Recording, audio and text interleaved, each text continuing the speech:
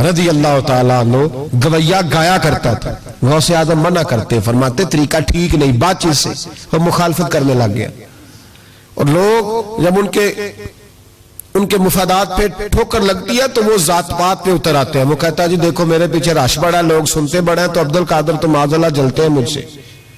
خیر بڑی مخالفت کی، باتیں ٹٹول کے لاتا، کھاتے کہاں سے ہیں، لنگر کہاں سے آتا ہے، یہ کیا ہے۔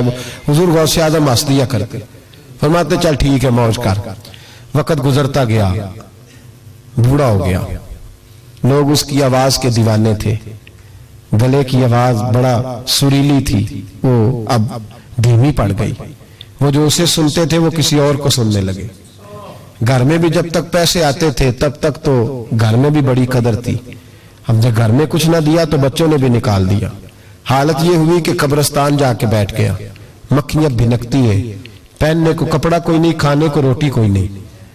میرے شیخ، میرے غوث اعظم اس گلی سے گزرے، جب غوث اعظم گزرے تو اس کی حالت دیکھی تو محبوب پاک کا وہ طریقہ یاد آ گیا۔ سلام اس پر کہ جس نے دشمنوں کو بھی کوائیں دی، سلام اس پر کہ جس نے گالیاں سن کر دعائیں دی۔ تو حضور غوث اعظم گھر گئے، غلام کو بلایا، فرمایا 100 دینار لے جا، اس گویے کو دیا، بتانا نہ کس نے بھیجے، دے کے لوٹ آنا۔ وہ کہتا میں گیا تو بڑی بری حالت، پھٹے ہوئے کپڑے، خستہ حالی، جا کر کے 100 دینار دیے، میں نے کہا لو۔ اس نے آنکھیں کھولی تو بڑھاپے سے بری حالت، بیماری، ضعف۔ کہنے لگا کس نے بھیجے؟ تو میں نے کہا مجھے پہنچانے کا حکم ہے، بتانے کا نہیں۔ تو کہتے اس کی آنکھوں میں آنسو آ گئے۔ کہنے لگا میں بھی سارے بغداد کو جانتا ہوں، مجھے پتا ہے اس حالت پہ اگر مجھ پہ کوئی کرم کر سکتا ہے تو وہ عبدالقادر جیلانی ہے، مجھے بھی پتا ہے، میں بھی جانتا ہوں اس حال میں گرے ہوئے کو تھامنا اگر کسی کا طریقہ ہے تو وہ غوث اعظم کا ہی ہے، وہی مجھ پہ کرم کر سکتے ہیں۔ کہتے میں خادم، کہتے میں دے کے آیا تو وہ میرے پیچھے پیچھے چلنے لگا۔ حضور غوث اعظم پڑھا رہے تھے تو سامنے آ کے کھڑا ہو گیا، نظر اٹھائی آپ نے، فرمایا میں کیا خدمت کر سکتا ہوں؟ چیخ ماری اس نے، رویا، قدموں میں گرا، لگا عبدالقادر تو میرے نبی کا سچا وارث ہے، تو سچا وارث ہے نبی پاک صلی اللہ علیہ وسلم کا۔ میں ساری زندگی مخالفت کرتا رہا اور جب میرا کوئی نہ بنا تو میرا بن گیا، اب مجھے بتا کہ اس بڑھاپے میں توبہ کروں تو اللہ قبول کر لے گا؟ تو غوث اعظم فرمانے لگے تو سچے دل سے توبہ کر، اللہ تیری توبہ بھی قبول فرمائے گا اور تجھے اپنے نیک بندوں میں شامل بھی فرمائے گا۔ شرط یہ ہے کہ سچے دل سے کر، اخلاق کے لیے آئے، کردار کے لیے آئے، تربیت کے لیے آئے۔ ان لوگوں نے اپنے عمل سے ڈھیروں لوگوں کی زندگیاں بدلی۔ غوث اعظم مزدوروں کی طرح دین کا کام کرتے تھے۔ میں نے بڑا سوچ سمجھ کے فکرہ کہا ہے، مزدوروں کی طرح۔ میں نے اپنے گاؤں میں کچھ ایسے مزدور دیکھے جو صبح فیکٹری میں دیہڑی کر کے آتے تھے تو شام کو دیہڑی کر کے آئے پوری 4 بجے تک 5 بجے تک، تو شام کو کسی آدمی نے مٹی ڈالنی ہے اپنے گھر کے اندر تو اس سے بھی ٹھیکہ کر لیا۔ اس نے کہا میں 300 روپیہ دوں گا، مٹی اٹھا لو۔ تو وہ مزدور گھر آیا تو اس نے کہا چلو بچوں کے کپڑے بھی لینے، عید بھی قریب آ رہی ہے۔ یہ مزدور لوگ بڑی جدوجہد کرتے ہیں، تو رات کو مٹی ڈال دی۔ حضور غوث اعظم نے مزدوروں کی طرح دین کا کام، یہاں تو موجیں لگی ہیں، تو موجیں لگی ہوئی ہیں لوگوں کی، یہاں تو لوگ ساد رنگ میں مست ہو کے کہتے ہیں بات ٹھیک ہو گیا جی، ہم بڑے پکے ہیں ان کے ماننے والے۔ غوث اعظم فجر کے بعد فقہ کا درس دیتے تھے، فقہ کا، ان کہہ دے وہ بھی مولوی سن چونکہ درس بھی دیتے تھے۔ فقہ کا درس فجر کے بعد، ظہر کے بعد غوث اعظم لوگوں کو حدیث پاک پڑھایا کرتے تھے، عصر کے بعد قرآن پاک کی تفسیر بیان کرتے تھے۔ ہر روز رات کو عشاء کے بعد دور دراز سے مخلوق آتی تھی، لاکھوں کا مجمع ہوتا تھا اور غوث اعظم وہاں رسول اللہ کا دین لوگوں کو سمجھایا کرتے تھے۔ 1000 آدمی کاغذ قلم لے کے عالم بیٹھا کرتے تھے، غوث اعظم جو تفسیر بیان کرتے اسے لکھا جاتا تھا۔ یہ حضور غوث اعظم کا طریقہ ہے۔ غوث اعظم بغداد کی جامع مسجد کے خطیب تھے، وہ خطیب تھے مسجد کے، جامعہ نظامیہ کے نام سے غوث اعظم نے مدرسہ بنایا ہوا تھا، وہ ایک ادارے کے پرنسپل تھے جسے الف با سیدھی پڑھنی نہ آئے وہ کہے میں بڑا ولی ہوں, مجھے غوث پاک کا فیض ہے, تجھے کس طرح کا فیض ہے؟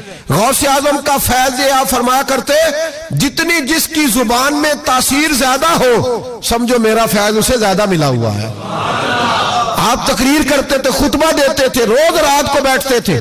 یہاں پیر صاحب کے پاس علم لدنی ہے, انہیں 8,000 دا مولوی رکھیا جمعہ پڑھان لیں. میں کہا پیر صاحب کیوں نہیں پڑھان دے؟ کہنے وہ ہمارے پیر صاحب کے پاس علم لدنی ہے. میں کہا انہوں آمدہ ہی نہیں بچارے نے, علم لدنی ہوئے تو باہر بھی آوے ہودا. کن لوگوں کو ماننا شروع کر دیا قوم نے؟ کہتے ہیں مولوی اور ہوتا ہے صوفی تو صاحب کہہ دو مولوی پڑھا ہوتا ہے صوفی جاہل ہوتا ہے. یہ فرق کرو معاذ اللہ سمجھ میں آئے. کیا چکر ہے, کس طرف لوگ چلے گئے؟ حضور غوث اعظم رضی اللہ تعالیٰ عنہ 16 گھنٹے دین کا کام کرتے, 16 گھنٹے اتنا پڑھا پڑھایا.